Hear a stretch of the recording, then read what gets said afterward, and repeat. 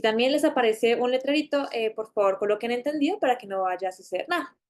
Entonces, en esta ocasión, el profesor Álvaro Cano presentará la experiencia titulada La medición de la Tierra, experimento de Eratosthenes. Álvaro José Cano es divulgador en astronomía y profesor de matemáticas y física con experiencia en el Planetario de Medellín y en el Parque Explora. Coordina el aula taller en Confama, donde promueve un aprendizaje interactivo y práctico. Su enfoque pedagógico combina teoría y aplicación práctica, haciéndolo accesible para todos. Es un comunicador claro y efectivo, capaz de transmitir los descubrimientos astronómicos de manera concisa. A continuación, doy paso a nuestro ponente, Álvaro Cano. Profesor, es un gusto tenerlo con nosotros hoy. El público es todo suyo. Bueno, buenas tardes a todos. Muchísimas gracias por esta presentación y por el espacio hoy para poder como compartir esto con tantos colegas de diferentes partes pues del mundo.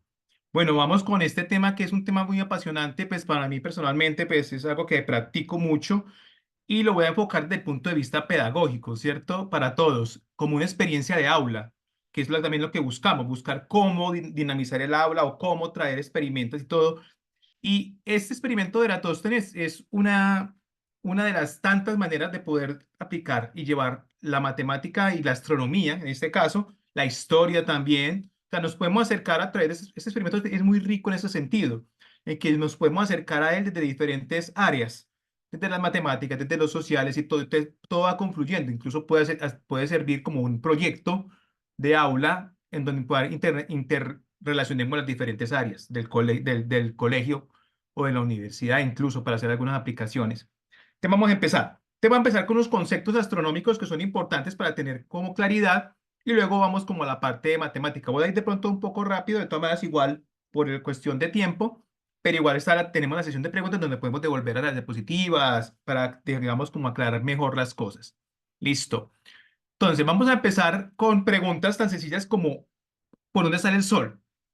Uno cuando va a hablar de astronomía siempre lo primero que tiene que hacer es orientación. Tenemos que orientarnos, saber orientarnos en nuestro planeta, salir al patio del colegio y decir para dónde queda el norte, dónde queda el sur. O sea, poder orientarnos antes de empezar a hablar, por ejemplo, de agujeros negros y todo ese tipo de cosas, que siempre pues es algo que yo practico. Entonces, vamos a darnos cuenta, me voy a adelantar a hacer spoiler, es que el sol sale exactamente por el oriente. ¿Cierto? De ahí cuando nos dicen, hey, muchachos, oriéntense, pues hermano, oriéntense. Es eso, buscar el oriente. Pero hay una segunda pregunta, muy bien. Entonces, primero, ¿dónde queda el oriente aquí en mi colegio, en mi casa, o donde yo llego? Tener siempre como ese ejercicio de orientación. Así tengamos todas las herramientas digitales hoy en día y todo, pero a pesar de eso, tener esos ejercicios de orientación son muy importantes. No solamente para astronomía, para muchas cosas en la física, en la geografía, en todo ese tipo de cosas. Entonces, hay otra pregunta que va asociada a esa y es, ¿sale por el oriente? Perfecto. ¿Por el mismo punto del oriente? Entonces, ahí también me estoy adelantando, pero todo eso lo hago, todas esas preguntas que yo les estoy haciendo es como para empezar a hacer como un derrotero pedagógico o más bien como una unidad didáctica, un listado de preguntas para empezar a generar conversación con los muchachos, que es lo que uno busca, o sea, no esperar a que de que uno les dé la respuesta, sino también escucharlos a ellos, saber cómo es que están orientados, cómo es que ellos están, cuál es su relación espacial y con su entorno. Entonces resulta que la segunda pregunta es, ¿y eso sale por el oriente? Muy bien, pero por el mismo punto del oriente. No. El sol, de pronto algunos ya lo saben, pero el sol no siempre sale por el mismo punto del oriente durante el año. Se va moviendo por el horizonte oriental. ¿Cómo así? No es pues que el sol está quieto, no es que la Tierra gira alrededor del sol. Sí, pero visto desde el espacio. O sea, esa visión que tenemos que nos enseñan en el colegio de que, y la maqueta que siempre hacemos de que el sol en la mitad y los planetas alrededor, esa es para una misión extraterrestre, como digo yo. Pero es que nosotros no estamos viendo, nosotros vimos es adentro. Y desde adentro nosotros vemos que el sol se mueve. Entonces, a eso es lo que yo vamos. Ahí tenemos un poco de relatividad, ¿cierto? ¿De dónde estamos viendo el fenómeno? ¿Desde qué sistema de referencia lo estamos viendo?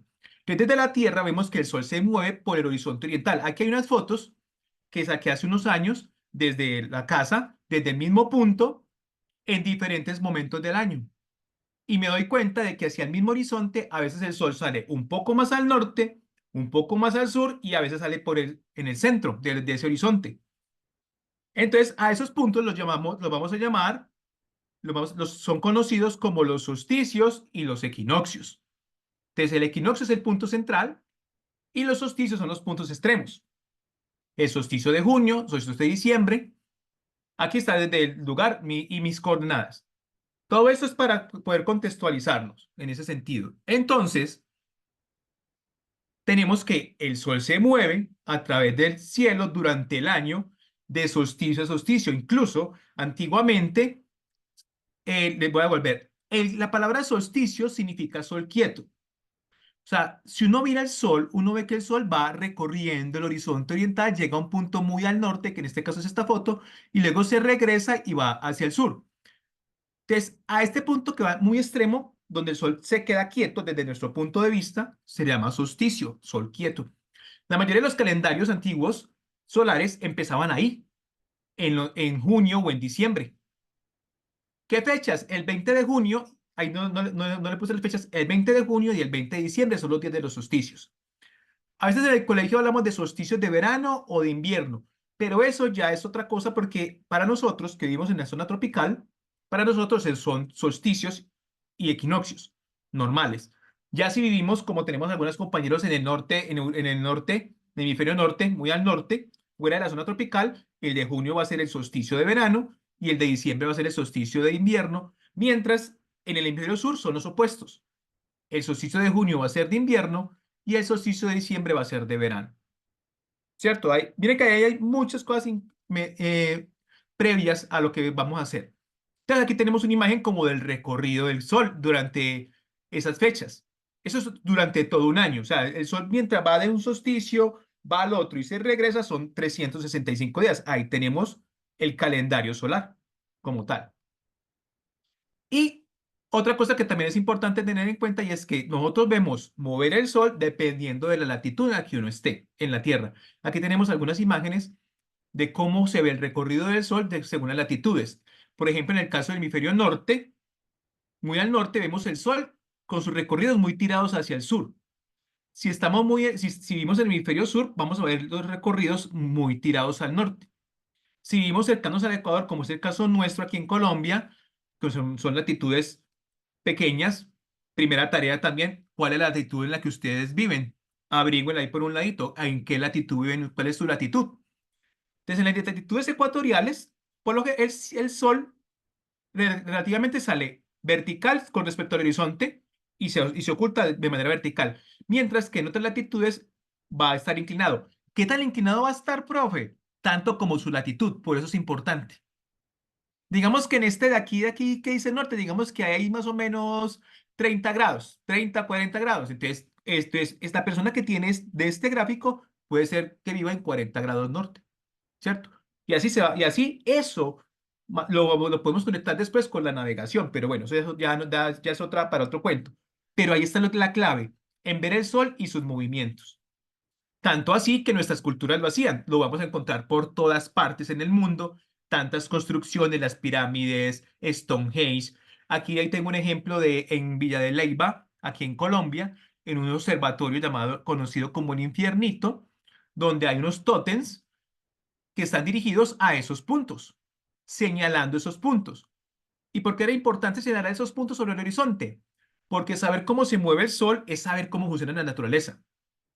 Y como se vivía de la naturaleza, se vivía de esos ciclos del sol, porque ese movimiento del sol también lo vamos a poder conectar con el clima, porque no es lo mismo el clima en junio que el clima en diciembre o en el centro. Entonces, conocer los movimientos del sol para nuestros ancestros era conocer la naturaleza y los ciclos naturales y saber qué se siembra, qué se cosecha según la época del año. Hoy en día de pronto no nos pisamos en eso porque pues vamos a la nevera, vamos al supermercado y hay de todo, lo mismo todo el año. Pero antiguamente se comía de acuerdo a la cosecha, de acuerdo a la temporada, ¿cierto? Entonces, bueno, aquí hay unos ejemplos de eso y vamos a encontrar de eso por todas partes del mundo. Uno también puede hacer algo parecido y hacer algo como tal. Aquí hay un ejemplo que yo hice hace un par de años, un observatorio, donde puse un palito y miré su sombra. Aquí vamos a empezar a meter conceptos. Ese palito clavado en la tierra le vamos a llamar un gnomon. Ese gnomon y su sombra es un calendario, es un reloj de sol. Y yo, por ejemplo, aquí lo que hice fue mes a mes, durante todo un año, marqué dónde estaba la sombra. tales durante un día. Y esto me puede decir a mí, según la sombra y su ubicación, en qué mes del año puedo estar, ¿cierto? Entonces, aquí hay unas cosas que, eso lo hacían los antiguos, eso no es obra de alienígenas ancestrales como dicen algunas partes en redes, no, eso lo puede hacer uno y lo podemos hacer en el colegio, un espaciecito, pintamos un círculo, un palito totalmente vertical y miremos qué pasa con la sombra. Observemos qué pasa con la sombra, con los estudiantes. Ahí hay trigonometría, hay un montón de geometría, hay mucha matemática, o sea, todo ese tipo de cosas, ahí las vamos a poder entender a partir de fenómenos tan sencillos como la sombra de un palo, ¿cierto? Entonces la invitación también es como, yo quiero aquí como también como inspirarlos a ver qué se les ocurre. Y bueno, y eso también, y entonces ya, esto es listo de la Tierra, ya es del espacio, pues esto es lo que nos has enseñado y lo que aparece pues como en los gráficos. Aquí tenemos estos dos puntos extremos, son lo que llamamos los solsticios, pero ya desde un observador extraterrestre, como les digo yo, ya desde afuera. Es la imagen que uno tiene y que tenemos tan arraigada que incluso los muchachos, que cuando yo digo que el sol se mueve por el horizonte, ahí mismo salta, ¿no? El profe, el sol no se mueve. Entonces uno empieza a preguntar, ¿y usted cómo sabe? ¿Cómo lo ve? Ah, no, es que la profesora me escribió, le hicimos el gráfico, ta, ta. Entonces, por eso Copérnico, el Copérnico, que es el que nos va, digamos, a meter este modelo, fue tan difícil ser aceptado en su momento, porque no es algo que uno vea realmente. Nos llega al modelo copernicano a través de las matemáticas y de demostraciones matemáticas, no a través de una observación como el movimiento del Sol o algo así, ¿cierto? Bueno, y así, pues, esto es lo mismo, pero cómo se ve iluminada la Tierra vista desde el espacio, en los solsticios y en los equinoccios. Aquí, por ejemplo, vemos el solsticio de diciembre. El hemisferio norte está menos iluminado que el sur. Entonces, por eso en diciembre llamamos invierno en norte y verano en el sur. Por eso que tenemos nieve. Asociamos diciembre a la Navidad, diciembre, todo eso. Mientras que en junio, miren que está el hemisferio norte más iluminado y el sur menos. Los equinoccios, que son en marzo y en septiembre, miren que la Tierra está iluminada igualmente. De ahí la palabra equinoccio. Está equidistante, iguales. ¿Listo? Muy bien. ¿Y todo esto para qué? Porque un señor llamado Eratóstenes, por allá, Eratóstenes de Cirene, allá en Alejandría, que fue uno de los grandes bibliotecarios de esta gran biblioteca, le dio por escribir un compilado como el que hizo Euclides de geometría, pero él era principalmente geógrafo, le gustaba mucho la geografía. Entonces él hizo un compilado de eso, pero en un compilado que él encontró, que él empezó a recopilar esos papiros y todo esto, no estaba en ninguno decía de qué tamaño es la Tierra. Recordemos que la esfericidad de la Tierra no la demostró Cristóbal Colón, eso ya se sabía desde hace mucho tiempo atrás que la Tierra era esférica. Que hoy en día hay gente pensando que es plana, pero ya es otro cuento. Pero desde hace muchísimos años está demostrado que es una esfera. Eratóstenes obviamente lo sabía, pero no se sabía el tamaño de la esfera como tal. No había, entonces, como digo yo a veces, le digo a los chicos, me imagino que Eratóstenes dijo, no me va a tocar a mí encontrar ese dato, porque es un libro de geografía sin el tamaño de la Tierra, pues quedaría como incompleto. Entonces, ¿de qué se da cuenta?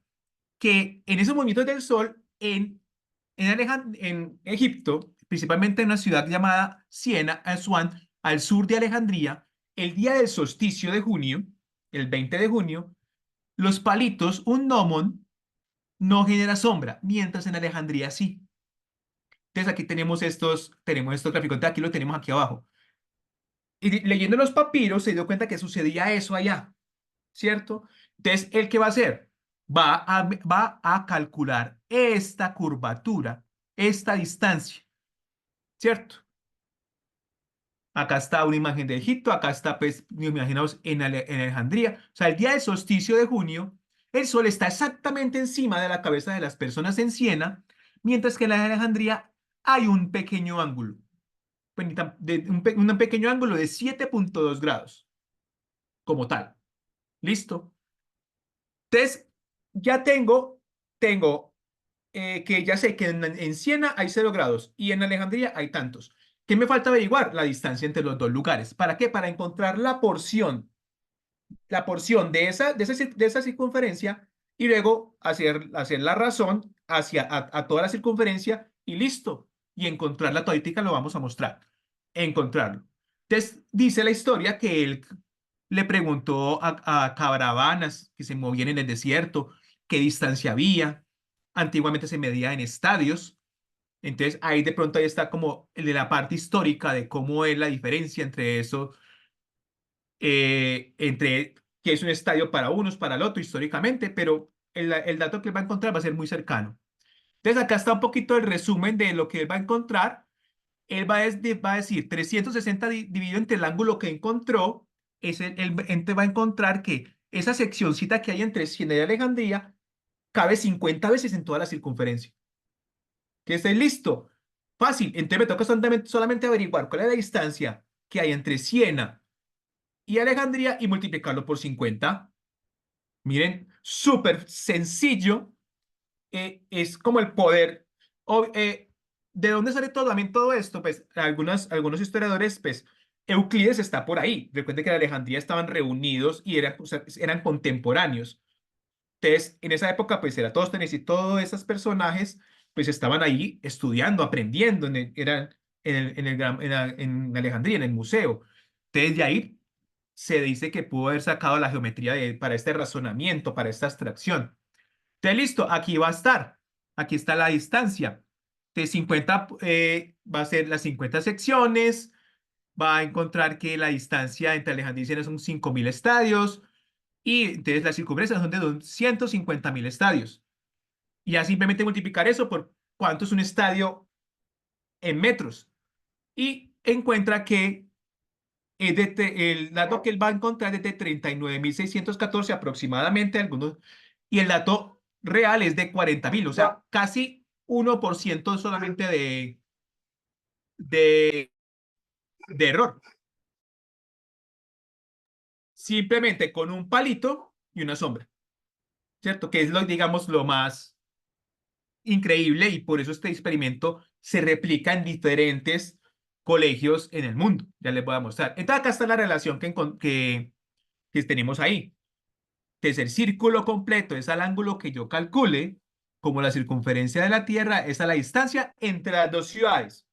Aquí en este caso, Alejandría y Siena, pero ya lo vamos a aplicar a nuestra realidad, a nuestra práctica. Entonces ya simplemente vamos a ver entre las dos ciudades con las que yo estoy trabajando. Aunque también lo puedo hacer yo solo. Ya les voy a mostrar cómo lo podemos hacer si yo no tengo amigos en Europa o en donde como para buscar ese arco. Entonces hasta aquí, digamos como el contexto histórico de Eratóstenes. Aquí pues unos datos para darnos cuenta de que tuvo un error solamente del 1% sin calculadoras y sin computadores y sin nada. O sea, es uno de los experimentos más sencillos y bonitos de la historia. Incluso hay libros, yo tengo acá un libro de los 10 experimentos más bonitos en la historia y está ese como tal. Bueno, nuestra experiencia. Entonces, primero, vamos a hacer el ejemplo, vamos a hacerlo. Listo, vamos a hacerlo mañana, por ejemplo. ¿Qué necesitamos?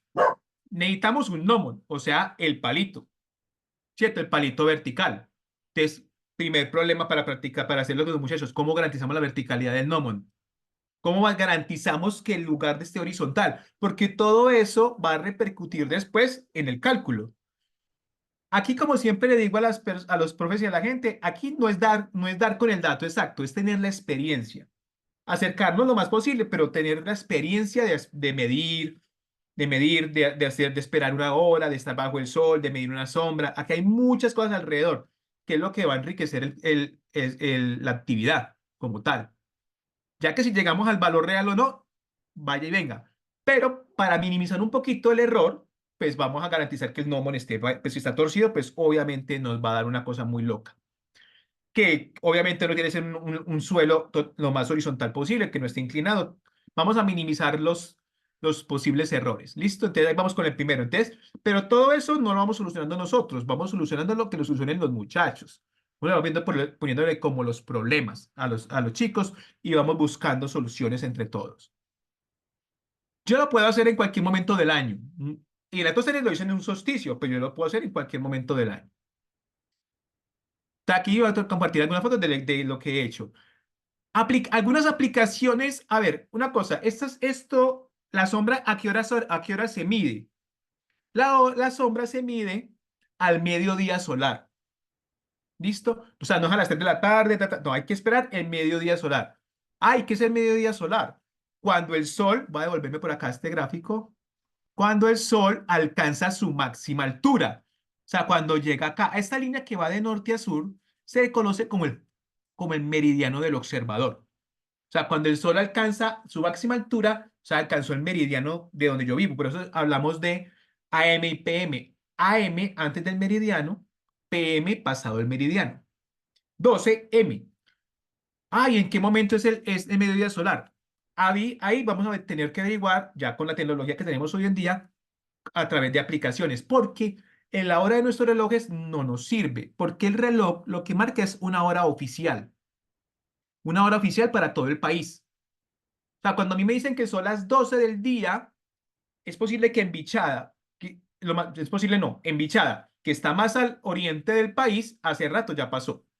Mientras que al occidente, en el Chocó, todavía el sol no ha alcanzado su máxima altura. Pero para evitar eso, pues los países y todo, y aquí podemos meter otro tema previo a hacer esto, hablar de los usos horarios. ¿De dónde viene eso? ¿Por qué nos tocó hacer eso? Porque, por ejemplo, de ahí viene por qué no usamos relojes de sol. Porque un reloj de sol sí marca la hora del sol, realmente. Mientras un reloj normal, pues marca la hora, llamamos la hora civil. Entonces, listo. Vamos a aprovechar la tecnología que tenemos hoy en día y vamos a ir, aquí hay algunas aplicaciones donde podemos encontrar, entre muchas cosas, eh, el mediodía solar, o sea, qué hora es el sol, alcance el mediodía. Ya teniendo esa hora, a esa hora que nos diga la aplicación, vamos a ver, vamos a medir la sombra del nómada. Aquí también pongo esta otra para averiguar la posición, ¿cierto? Que es como una especie de GPS. ¿Listo? Muy bien. Te listo, ¿qué vamos a hacer? Entonces aquí está la gráfica, aquí hay un pal, aquí tengo mi gnomon, tengo como un disquito tal, ya está vertical, ya está con un nivel, con una plomada, bien horizontal, tengo la longitud de la sombra, tal. Entonces la configuración es esta que tenemos aquí a la derecha. Entonces, ¿qué conozco? Conozco la longitud del gnomon porque la puedo medir, porque yo lo hice, es mío, es mi palito, y la longitud de la sombra porque es la que yo voy a medir allá. Eso se forma ese triángulo, esos son los dos valores conocidos. ¿Qué necesito saber? Este ángulo que está aquí arribita, que es el solar, este ángulo, el ángulo del sol, que es el que me sirve. También puedo utilizar también puedo utilizar este de acá, pero me sirve principalmente este de acá arriba. Ya no van a saber por qué. Listo. ¿Qué vamos a utilizar? Ah, pues ya lo puse aquí, ¿cierto? ¿Qué función trigonométrica? La función tangente. Para encontrar este ángulo de acá es la que me va a relacionar los catetos de este triángulo, ¿cierto? Listo. Pregunta, y pues les dejo ahí como para que consulten. ¿Cómo lo habrán hecho en esa época? ¿Cómo se medían los ángulos en la época de Eratóstenes? Porque para esa época todavía no existían las funciones trigonométricas. ¿Cierto? Hay unas maneras muy bonitas y esa parte histórica es súper bonita y es cómo medían ángulos antiguamente. Entonces ahí está el ejercicio de la trigonometría. Entonces, qué bonito, por ejemplo, en un curso de décimo o algo, empezar la trigonometría a partir de eso, para que así entendamos ese concepto de cuerdas y de triángulos, de senos y de cosenos, ¿cierto? A partir de eso. ¿Oíste? ¿Cómo hacían esa gente antes del siglo XVII? Creo que empiezan las funciones trigonométricas a funcionar eso, cómo decían que un ángulo medía 6 grados, cómo podían medir hasta 7 puntos y con decimales, o sea, cómo lo hacían, ¿cierto? De ahí van a entrar los conceptos de proporción y todo ese tipo de cosas. Entonces, ahí hay una excusa para, digamos, hablar un poquito de trigonometría sin hablar todavía de funciones trigonométricas. O también lo podemos hacer, porque yo también he hecho esa experiencia con chicos hasta de preescolar y de primero, y uno dice, uy, pero si hay como un preescolar de funciones trigonométricas, ¿cómo hacemos? No, lo podemos hacer directamente. Aquí lo estoy haciendo. Ponemos un transportador y un hilito en la punta del gnomon, ponemos la punta de la pitica en el extremo de la sombra y medimos directamente el ángulo ahí. ¿Listo? Y después podemos incluso graficarlo acá está. Acá, por ejemplo, está con un tubo esos de cocina, también nos sirve perfectamente, y hacer un dibujo incluso a escala, si el palo es muy grande, y también meter los conceptos de escala. Y con un transportador para trabajarlo, como por ejemplo, con primaria. Que simplemente no y hablamos del transportador y hablamos de ángulos con los muchachos y podemos medir eso como tal. Listo. Segunda, y la siguiente pregunta que nos queda es, bueno, y la distancia, la distancia entre los dos lugares, porque quitamos una distancia para poder encontrar esa porción que nos corresponde. Entonces, para la distancia también nos vamos a ayudar nosotros también hoy también de la tecnología. Entonces, yo por aquí, después lo van a encontrar pues en la presentación cuando la descarguen. Hay muchas páginas donde uno mete las coordenadas de un lugar y te dice cuál es la distancia.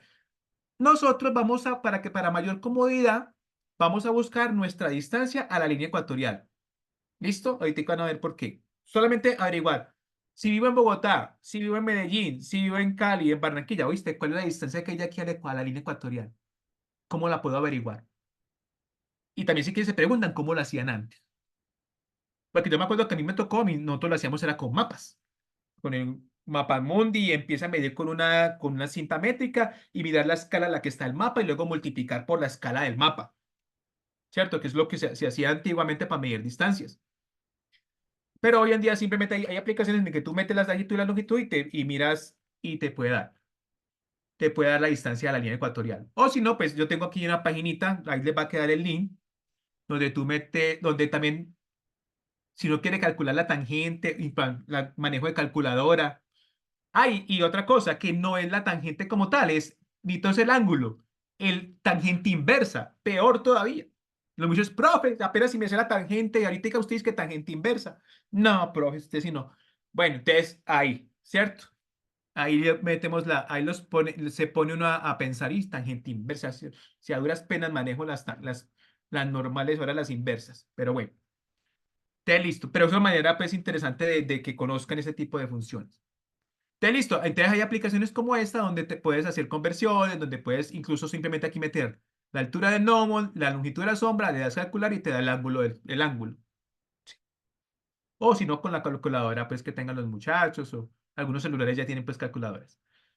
Listo. Y ya vamos a hacer eso. A medir, volvemos a lo mismo.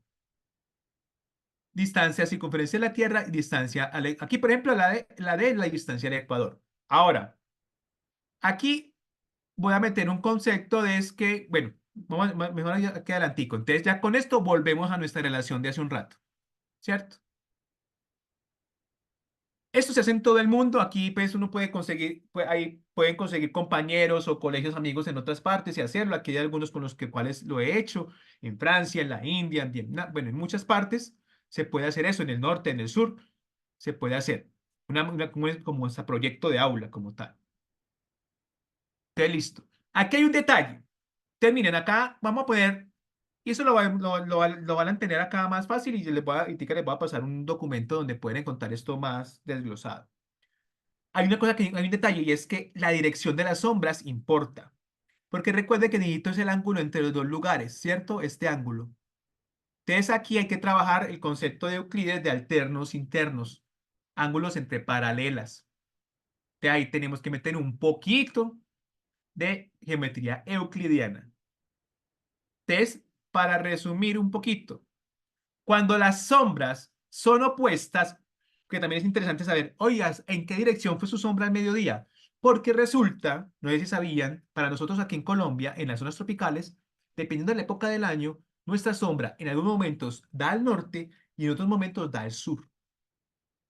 Y en algunos momentos al mediodía no hay sombra. Por ejemplo, en la semana pasada, aquí en Medellín, fue el viernes. Al mediodía, el sol estaba exactamente sobre nuestras cabezas. En Bogotá fue otra fecha. O sea, el sol va recorriendo la zona tropical. Por eso se le llama la zona tropical, porque por ahí se mueve. Lo que llamamos el trópico de Cáncer y el trópico de Capricornio. Esa es la zona donde primero no hay estaciones y segundo, el sol siempre va a estar sobre nuestras cabezas en algún momento del año. Y las sombras cambian de dirección. Entonces, hay que tener en cuenta eso en ese sentido.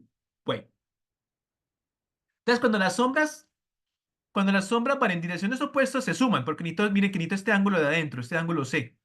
Entonces simplemente sumo esta que va a ser esta mitad y esta que va a ser la mitad. ¿Por qué? Por alternos internos. ¿Cierto? Listo. ¿Dónde está el alterno interno? Acá hay una línea paralela esta que forma el rayo de sol hasta la punta de la sombra, esta es una paralela, y esta paralela, y esta de acá. Entonces, esta es una secante entre dos paralelas. Entonces, este ángulo de aquí es igual a este. Y lo mismo lo puedo aplicar para el ángulo de abajo.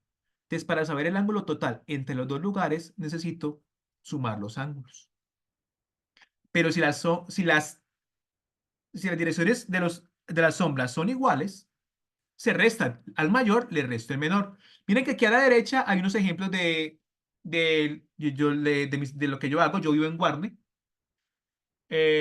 Antioquia. Entonces acá está una fecha, esto fue en el 2020, con Chivicol, que es en el hemisferio sur. No está, en la sombra mía al hemisferio norte estaba dando hacia el norte, para él daba hacia el sur, entonces se suman los dos ángulos al hacer la relación.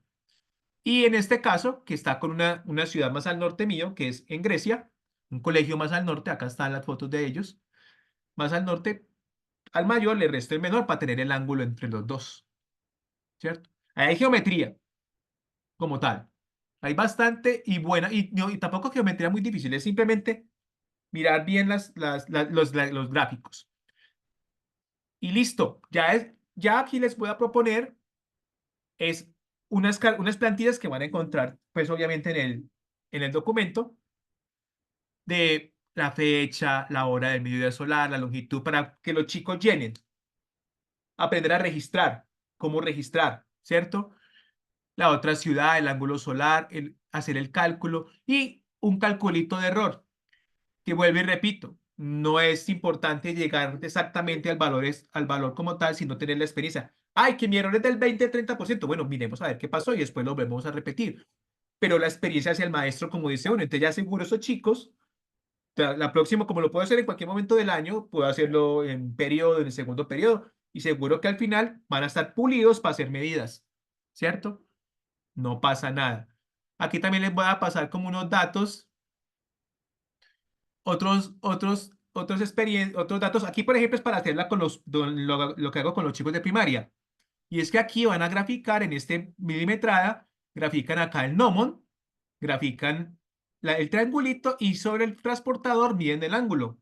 Y ya, y listo, con ellos. O sea, entonces, graficar, que es muy importante. Aunque tengamos en la era digital y que me lo hago en Canvas, que me lo hago acá, graficar, usar regla, compás, lapicero, colores, dibujar bien, ¿cierto? No, ahora con las IAs y todo, que también ya le van a dibujar a uno, ya le están dibujando a uno todo. No, no dejemos de pintar, porque esos chicos, como yo les digo a ellos, después van a presentar un proyecto o algo, no van a saber expresarse, no van a saber hacer un esquema rápido en algún momento, porque no siempre van a tener una aplicación al lado para que les haga un esquema para hacerse entender. Entonces, no dejar de pintar. Así estemos en décimo y no sé qué se me dicen que es que uno en décimo y once no pinta. ¿Cómo que no pinta? Tiene que pintar. Por eso es que no entienden por eso es que no saben graficar las funciones trigonométricas. Bueno, acá hay otra aplicación que la hizo un profesor en Francia, donde está todo lo mismo, calcular el ángulo, todo directamente, que ahí les queda pues para que la puedan descargar al celular y todo. Sí, los esquemas son muy importantes, como dice por acá Carmen, totalmente. Y me he encontrado chicos que les paso un compás y parece que les hubiera pasado un instrumento de otro planeta. No saben para qué, o que solamente sirve para hacer círculos. Un compás sirve para hacer un montón de cosas. Yo creo que hemos perdido un poquito una pequeña crítica aquí es que hemos perdido mucho al sacarle la materia de geometría del colegio. A mí me tocó, yo tuve clase de geometría aparte de matemáticas. O sea, yo tuve de sexto a 11 clase de geometría. Y yo creo que eso me ha ayudado mucho para entender mejor las matemáticas, para todo ese tipo de cosas. O sea, yo vi euclidiana y eso, pues, lastimosamente, eso ya no se ve como. Entonces, bueno, una pequeña crítica al sistema, que no falte. Bueno, y vamos a encontrar, yo hago unos fanzines. ¿Qué es un fanzine? Es unos libritos, como este que tienen aquí en la mano, como se en la foto, donde está todo esto que les he dicho, para que los chicos tengan, recorten y pinten si quieren, y ahí tengan como digamos como le digo yo, toda la carretica de lo que hay que hacer, que lo lean y miren de dónde viene todo esto. Eso también lo van a encontrar en mi página, en un blog, en el blog de Astrofanáticos.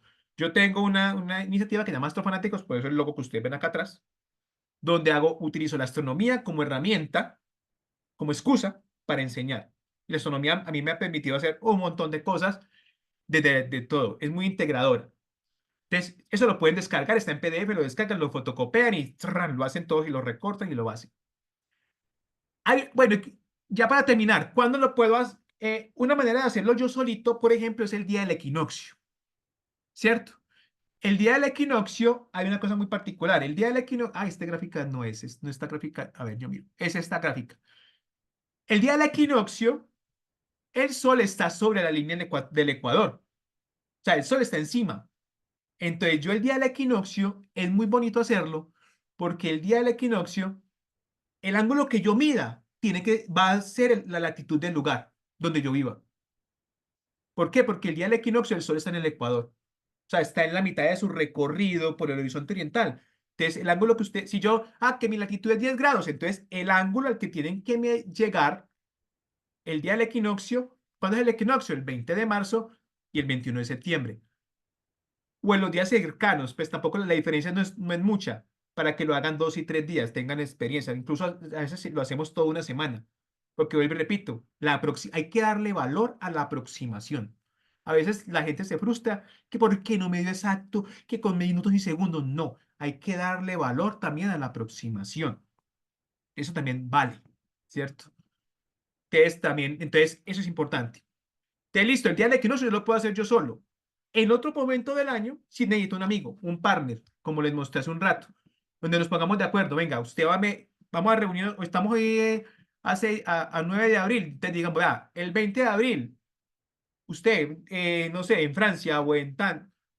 Obviamente, entre más separado sea este pedazo, va a ser mejor. Si es un pedito pequeñito, si la porción de la torta, como le digo ya todo, es pequeñita, digamos, Bogotá, Barranquilla, funciona, Profesor pero Álvaro, sí, si puede, por favor, ir terminando para iniciar la sí, esa, sesión. esa es la última, esa es la Vale, última diapositiva. Entonces, simplemente como sugerencia, se puede hacer, pero obviamente si la porción es más grande, es mucho mejor. ¿Listo? Aquí está la relación. Este es un día del equinoccio, el día este año, que lo hice, aquí está el 21 de este año, con un colegio en Rumania. Acá están mis chicos, acá están midiendo ellos. Mire que son chicos de 8 años. Estamos haciendo esas medidas. Entonces le da ese concepto de mundo y que vean las funciones y vean los ángulos y bueno, desde pequeños, y no tiene que esperar hasta 10.º para ver cosas de ese estilo. Y aquí también este año, esta fue hace poquito, la semana pasada, el día que estaba el sol sobre Medellín encima, entonces el ángulo es cero, y en este profe vive en Moscú, Francia, el ángulo para él era esto, otra demostración de que la Tierra es esférica, ¿cierto? Y calculamos acá la proporción y nos dio este dato. Mire que no nos da 40.008, que es como no, 39 cercano, son errores muy cercanos, y también tenemos medidas de que nos da 38.000, muy perso.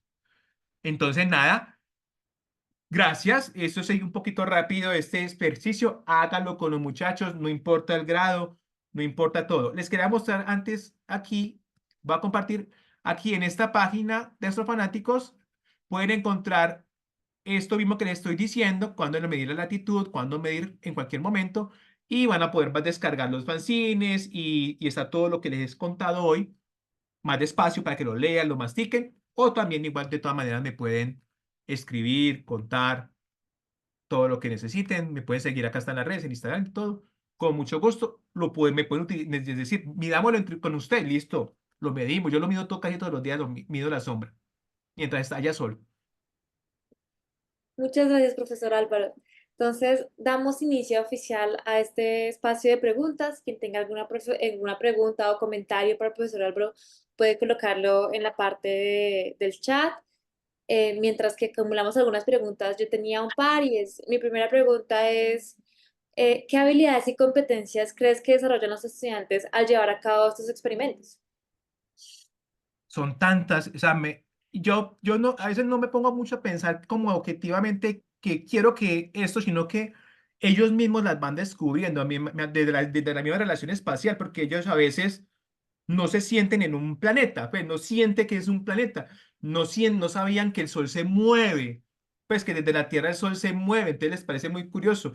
Yo les decía, antiguamente las abuelas le decían a uno, mueva esta materia de aquí para acá, que porque usted le está, o mueva los muebles, que entonces a veces no son tan conscientes de que hay un movimiento, entonces hay muchos. Lo que les decía ahorita, la experiencia matemática y todo. A mí me parece que son demasiadas, son muchas y yo me he encontrado que en unos desarrollan unas, en otros desarrollan otras. Es muy variado, no sabría decirte como exactamente, pero si vamos a lo práctico, a los que está dirigido el experimento, pues la parte de geometría, la parte espacial y la matemática. Vale, muchísimas gracias. Aún no tenemos preguntas en este chat, pero en Facebook tenemos una que es que si puedes compartir algunos consejos y recomendaciones para los educadores que de pronto quieran hacer ese tipo de experiencias en sus colegios. No, nada, que la hagan, es que es muy sencilla, es un palito y una sombra, háganlo. Así no sea medir la Tierra, simplemente hagan el experimento de poner un palito y la sombra y ver, y los chicos se asombran.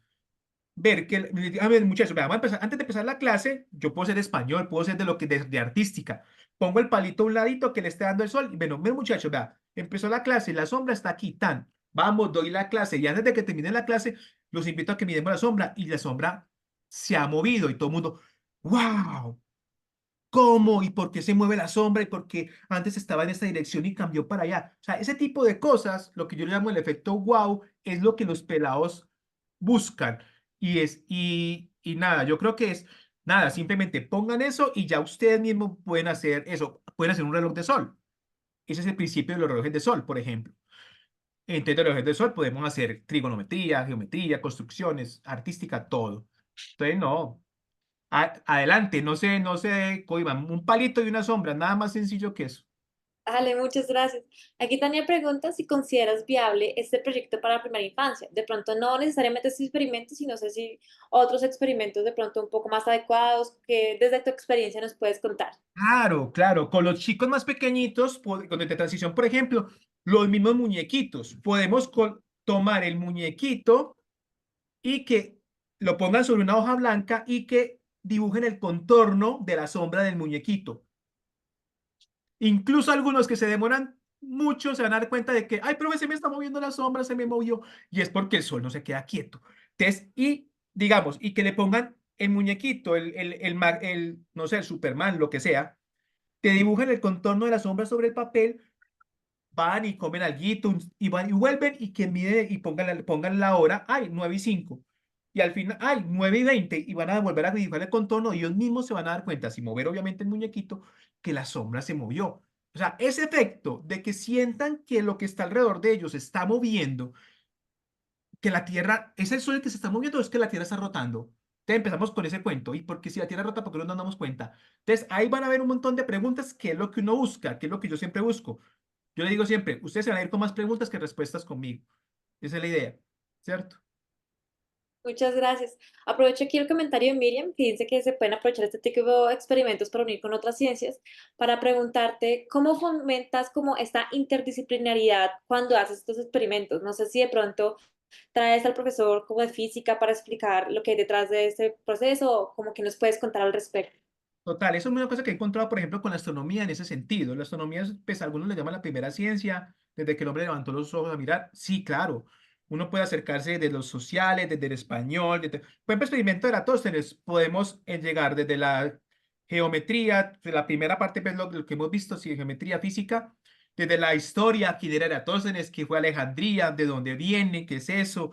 Desde la artística podemos construir un reloj de sol, decorar el gnomon, ¿cierto? Desde el español podemos escribir esas partes de la historia, hacer relatos del experimento o relatos o bitácoras de mi experiencia. Ve, me dio esto, ¿por qué no me dio? Yo me sentí, me puse al sol, sudé mucho, me quemé, no sé qué experimento es muy sencillo, pero hay que estar al sol, qué pereza. Todo ese tipo de, claro, es supremamente integrado. La astronomía, incluso desde la química, la astronomía, cuando vamos a hablar de estrellas, la química de las estrellas, uno puede enseñar química desde la evolución estelar. Entonces, no, total, total. Yo lo que hago es que invitar a los profes, le comento el proyecto y digo, venga, colabóreme con esta parte para que no la dé yo, sino para que no vean, para que haya una polifonía de voces en los proyectos, que no siempre sea el mismo profe, sino que vengan otros y entre todos nos encontramos. Súper, muy chévere. Aprovecho entonces con los comentarios de Ivana y Javier sobre que les parece una idea excelente para comenzar la clase y así también llamar la atención de los muchachos.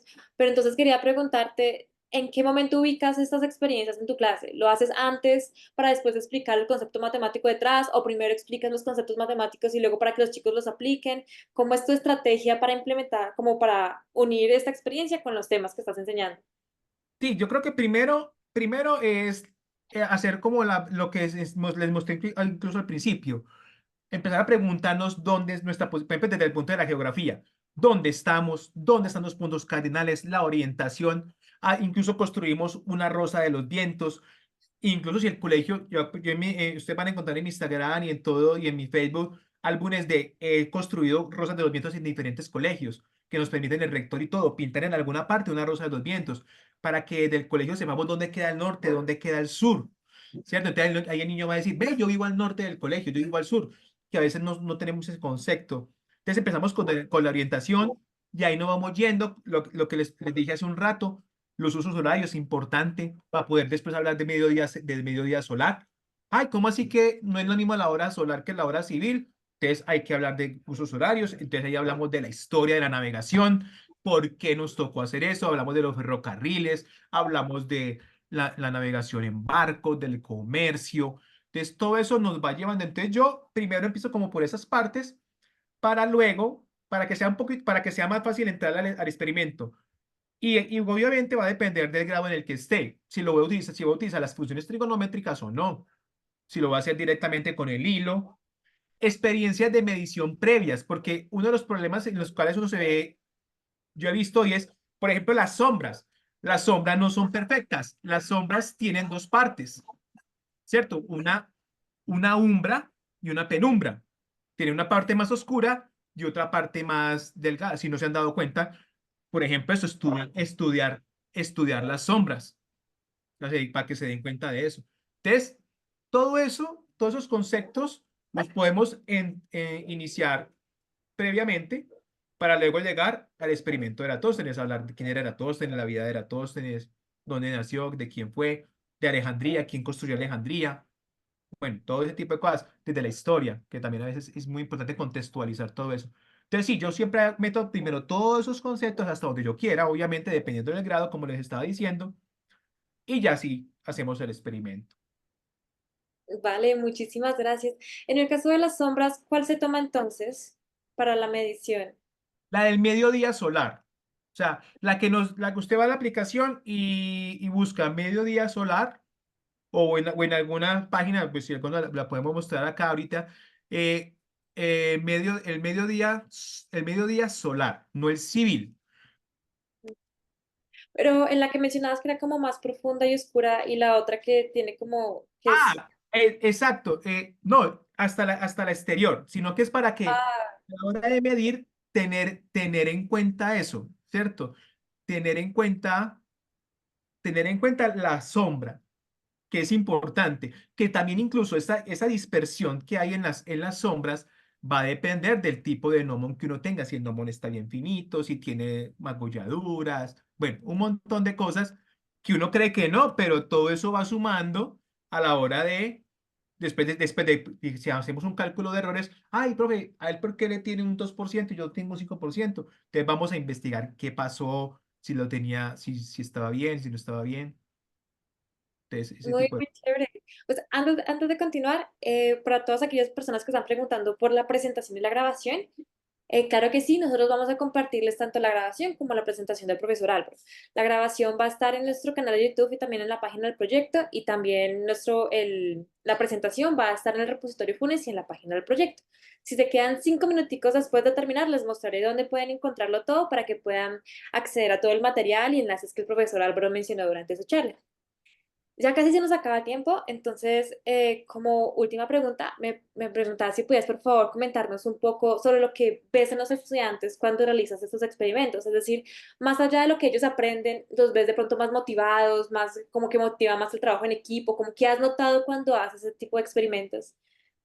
Total, total, exacto. Es, la experiencia primero es que a muchos les asombra que con una cosa tan sencilla como como les digo yo a veces, un palo de escoba y su sombra pueda medir el tamaño de la Tierra. O sea, es que no es, a veces no, uno no lo dimensiona, que con un palo de escoba yo pueda medir el tamaño de la Tierra. Entonces es importante eso también, eso es muy bonito, ese asombro que ellos tienen como con eso. Algunos le dicen a uno, hey, allá encontré para qué me sirven las matemáticas. Porque como siempre están preguntando, ¿eso para qué me sirve? ¿Y eso para qué me sirve? ¿Yo para qué estudio los senos y cosas? ¿Para qué me sirve? Yo vea, para medir el tamaño de la Tierra, para saberlo, ¿cierto? Para este tipo de cosas, para saber la hora solar, todo ese tipo de cosas les va a servir. Lo que tú decías también es muy importante, el trabajo en equipo. Uno, para eso tiene que haber un trabajo en equipo. ¿Quién va midiendo? ¿Quién está pendiente de que no muevan la sombra, de que no muevan el gnomon? Alguien que registre, alguien que tome fotos. O sea, ahí tiene que haber un trabajo en equipo como tal. Para mí, por ejemplo, yo lo he hecho con décimos y onces y es un buen experimento de integración en ese sentido para hacer trabajo en equipo. ¿Qué más he visto? Aprenden a medir. Lo digo, hay muchos problemas a la hora de medir con el sistema métrico. Algunos que no, algunos miden desde el uno, ¿cierto? No miden desde el cero, tienen la regla. Entonces, ir corrigiendo todas esas cositas que solamente se van a ver a la hora de una práctica. Porque puede que ellos lo harán en la teoría y la tarea y uno les pone bien, muy bien a la tarea. Pero ese tipo de experiencias realmente nos van a decir si realmente saben aplicarlas, saben usar uso de la calculadora, por ejemplo. Profe, no tengo no está la tarjeta, no está la tecla tangente, y menos la tangente inversa. ¿Yo qué hago? ¿Dónde está? ¿Qué significa ese que grado, minutos y segundos? O en grado, minutos y segundos o en decimales. ¿Qué es eso de radianes? Entonces, todo eso ese tipo de experiencias nos va a llevar a ese tipo de problemas que nos van a servir a nosotros como repositorio para ver qué hacer en clase. O sea, o sea, saber, como digo uno, ir leyendo esos problemitas y a partir de eso ir planeando. Y se vuelve y la clase se vuelve más asertiva en ese sentido, porque uno va al problema, no a lo que uno cree que ellos tienen que aprender, sino a lo que uno ya va viendo que tienen falencias. Vale, muchísimas gracias, profesor Álvaro. De verdad que fue una experiencia muy, muy chévere, muy interesante. Digamos que yo había escuchado alguna vez del experimento, pero como nunca lo hicimos en mi colegio, no me interesé más por saber, nunca lo había visto ese, como este detalle y me pareció muy interesante. También veo que a las personas asistentes les pareció súper interesante, incluso se hicieron algunas discusiones sobre el momento ideal en el que ellos harían el experimento en sus propias clases, que me pareció muy chévere. Muchas gracias por el material, muchas gracias por la explicación y sobre todo por el ánimo con el que explica las cosas. Creo que la forma en la que explica el contenido hace que como que uno se motive más por intentar escuchar qué hay después y eso me pareció muy, muy chévere. Entonces, pues de nuevo, muchísimas gracias por asistir el día de hoy, muchísimas gracias a los asistentes, muchísimas gracias a aquellos que compartieron sus propias experiencias y opiniones. Eh, y eso sería todo. Le gustaría... Por Dime. acá Miriam dice que primero la experiencia y luego Sí. la teoría. También está bien. O sea, Ujú. ya uno va leyendo. Uno también puede empezar con la experiencia y ver los problemas en que van a tener y a partir de ahí, lo que decía hace un rato, a partir de ahí, empezar a mirar los problemas, desarrollar la teoría a partir de esos problemas y luego repetir la experiencia a ver para hacer, digamos, como hacer unos preconceptos y luego al final del proyecto. Me parece también totalmente válido lo que dice. Mira, es que es interesante, o sea, aquí no es que no hay una fórmula secreta de que eso es, uno va leyendo y de acuerdo a eso se va haciendo. Lo importante aquí es, como digo yo, tener la experiencia y aprender de ella. Muchísimas gracias, profesor. ¿Le gustaría agregar algo, profesor Pedro? Muchas gracias, Mariana. Profesor Álvaro, usted lo ve en el chat, los participantes no se quieren ir de seguir escuchándolo a usted. Realmente ha sido muy enriquecedor. Le agradecemos infinitamente que nos haya introducido al efecto wow y a todo lo que eso implica. Entonces, pues felicitaciones y muchas gracias. También quiero agradecer a Mariana por la organización de esta reunión y por la gestión. Mariana les va a dar ahora un poco más de información de dónde pueden encontrar toda la información. Muchas gracias. Muchas gracias, profesor Pedro. Entonces, como estuve viendo algunos comentarios donde podemos encontrar la presentación y la grabación, voy a proceder a mostrarles. Voy a compartir un momentico pantalla. Listo. Entonces, si entran a vd.uniandes.edu.co, que ven, que es el enlace que tienen aquí en pantalla. Ya se los paso por el chat. Em, Van a encontrar todos los recursos y espacios que UED está ofreciendo también de manera gratuita para toda nuestra comunidad de educadores en matemáticas. Si se dan a la parte de recursos, principalmente reuniones virtuales, que es precisamente lo que estamos haciendo pues en este momento. Tenemos a que cargue. Entonces nos va a llevar al acceso a la sala. Este acceso es para todas las reuniones virtuales, entonces si de pronto se les perdió el enlace, pueden entrar a esta página y podrán acceder desde aquí. Tenemos también el cronograma de nuestras reuniones. Aquí está el profesor Álvaro el día de hoy. El siguiente sábado tendremos la del profesor Vixen von Moll, que nos hablará sobre criterios de idoneidad didáctica para organizar la reflexión del profesorado orientada a la mejora de los procesos de enseñanza de matemáticas. No se la pierdan, es el sábado en la mañana. Y si bajan un poco más, encontrarán pues donde pueden acceder a todas las conferencias de expertos, a las conferencias desde casa y en este caso a las comunicaciones de innovación. Si vamos aquí a ver más en las comunicaciones de innovación, que son esas que realizamos cada 15 días, encontrarán las últimas comunicaciones que hemos hecho. La última en aparecer es, pues, por supuesto, la del profesor Álvaro. Si acceden aquí podrán encontrar el título de la presentación, el resumen, el perfil del profesor junto con pues, el perfil como escrito de quién es y qué ha hecho. Y en unos días, mañana en la mañana, encontrarán al lado de esta transparencia otro botoncito que dice video. Ahí podrán acceder al video de YouTube cuando lo hayamos subido. Y por ahora están las transparencias. Entonces, si pichan aquí en transparencias, los llevará a nuestro repositorio FUNES. Ese repositorio tiene más de 29.000 documentos de acceso libre en educación matemática. En este caso, pues está la presentación del profesor Álvaro. Aquí está, pues, las diapositivas que acabamos de ver, junto con todos sus ejemplos y enlaces y algo más de información.